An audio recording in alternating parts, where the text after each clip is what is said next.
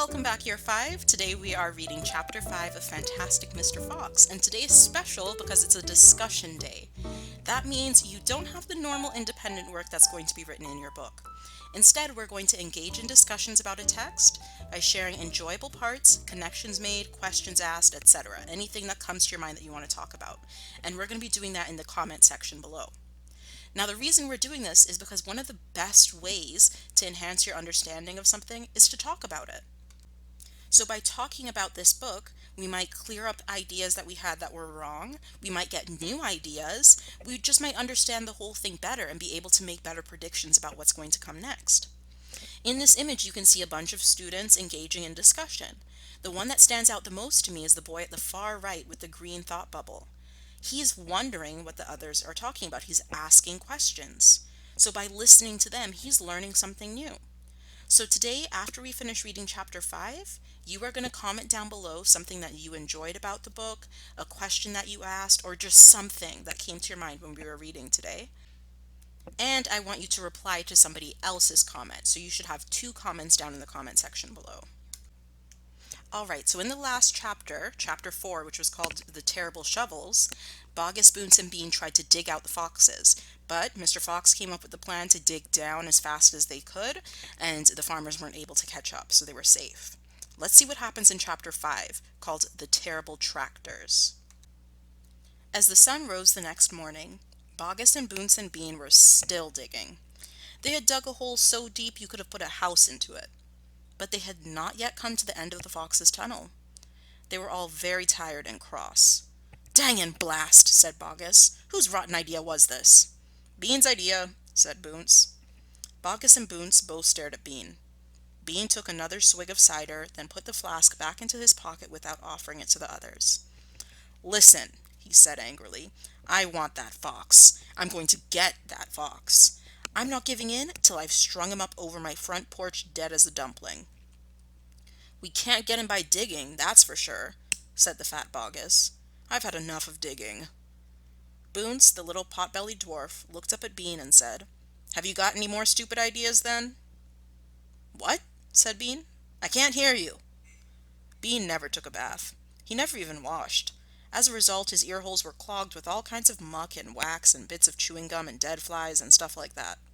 This made him deaf. "Speak louder," he said to Boonce, and Boonce shouted back, "Got any more stupid ideas?" Bean rubbed the back of his neck with a dirty finger. He had a boil coming up there and it itched. "What we need on this job," he said, "is machines. Mechanical shovels. We'll have him out in 5 minutes with mechanical shovels." This was a pretty good idea, and the other 2 had to admit it. "All right then," Bean said, taking charge. "Bogus, you stay here and see that the fox doesn't escape. Boonce and I will go and fetch our machinery. If he tries to get out, shoot him quick." The long, thin Bean walked away. The tiny Boonce trotted after him. The fat Bogus stayed where he was with his gun pointing at the foxhole. Here come those mechanical shovels. In the back it looks like Bean is driving, and in the front it looks like that must be Boonce. Soon 2 enormous caterpillar tractors with mechanical shovels on their front ends came clanking into the wood. Bean was driving one, Boonce the other. The machines were both black. They were murderous, brutal-looking monsters. "Here we go, then!" shouted Bean. "Death to the fox!" shouted Boonce. The machines went to work, biting huge mouthfuls of soil out of the hill. The big tree under which Mr. Fox had dug his hole in the first place was toppled like a matchstick. On all sides, rocks were sent flying and trees were falling, and the noise was deafening. Down in the tunnel, the foxes crouched, listening to the terrible clanging and banging overhead. "What's happening, Dad?" cried the small foxes. "What are they doing?" Mr. Fox didn't know what was happening or what they were doing. "It's an earthquake!" cried Mrs. Fox. "Look," said one of the small foxes, "our tunnel's gotten shorter. I can see daylight." They all looked round, and yes, the mouth of the tunnel was only a few feet away from them now, and in the circle of daylight beyond they could see the 2 huge black tractors almost on top of them. "Tractors!" shouted Mr. Fox, "and mechanical shovels. Dig for your lives! Dig! Dig! Dig!" Well, we've reached the end of another chapter, and it looks like the foxes are in trouble again. Now let's start thinking about what we can put in our discussion down below. Here are some discussion ideas that you can use to guide what you write in the comments. You're also free to write something else if you want to. It's totally up to you. But perhaps you could answer one of these questions. Who do you think is the nastiest farmer? What would you do next if you were Mr. Fox?